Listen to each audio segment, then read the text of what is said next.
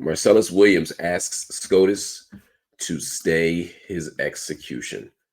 For those that don't know, Marcellus Williams is scheduled to be executed tomorrow evening, in fact, in Missouri, despite the fact that there are serious doubts about the credibility of his conviction.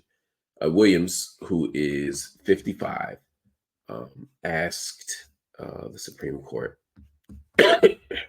he asked the Supreme Court to stay his execution based on a newly disclosed admission from a prosecuting attorney named Wesley Bell. Bell confessed that he made a constitutional error in Williams' case by removing at least one Black prospective juror based on race.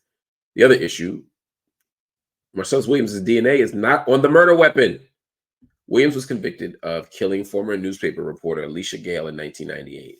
She was stabbed more than 40 times during a burglary at her home. She was found by her husband later that night. Police collected forensic evidence, including bloody shoe prints, fingerprints, and the suspect's hair. The investigation was going nowhere for about 9 months. And so the family offered a reward. And then in May of 1999, 2 informants told police that Williams was responsible. Now, he was never linked forensically to the crime.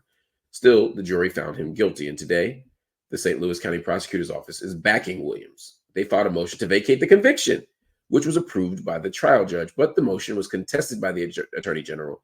And there's been a lot of back and forth. Williams and his supporters are still hoping for a reprieve. And to be clear, he has always denied any involvement. I want to say a couple more things because the governor of Missouri today turned down a bid for clemency. The governor of Missouri could have given him clemency. He was scheduled to be executed this week for murder. And a short time later, the Missouri Supreme Court rejected his latest legal challenge. All of these things basically clear the way for an execution tomorrow night. The only thing that can stop it now, as I said before, is the Supreme Court. If not, he will be executed by lethal injection at 6 p.m. Central Time at the state prison in Bon Terre.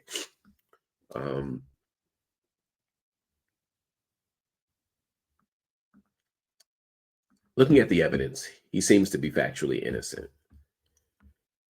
Looking at the procedures and processes, he seems to be legally not guilty. So I'm saying he is both factually innocent, he didn't do it, and legally not guilty. But here's the thing, there's definitely reasonable doubt. Here's the thing, this country shouldn't be executing its citizens. We don't have the moral authority. We don't have the history to do that. Here's the thing, executions don't work. They don't stop people from getting murdered. The whole idea is that if we kill people, they'll stop other people from killing people. That doesn't work statistically. It's just not true. And of course, finally, and most importantly, in this case, we get it wrong. We get it wrong all the time.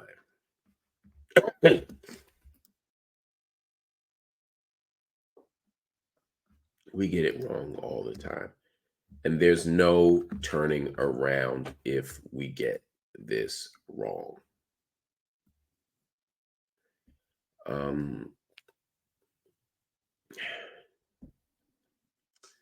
I pray for this brother. I do.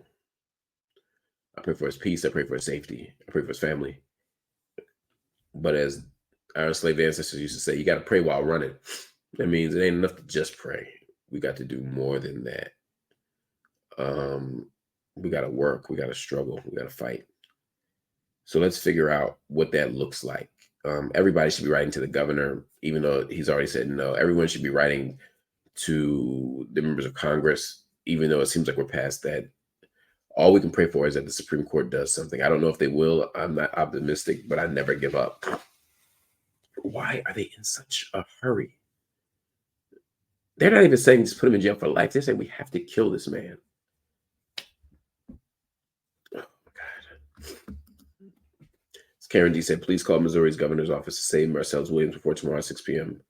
Again, the governor can always make a different choice. Please, sir. Please, sir. Look at the evidence and make different choices.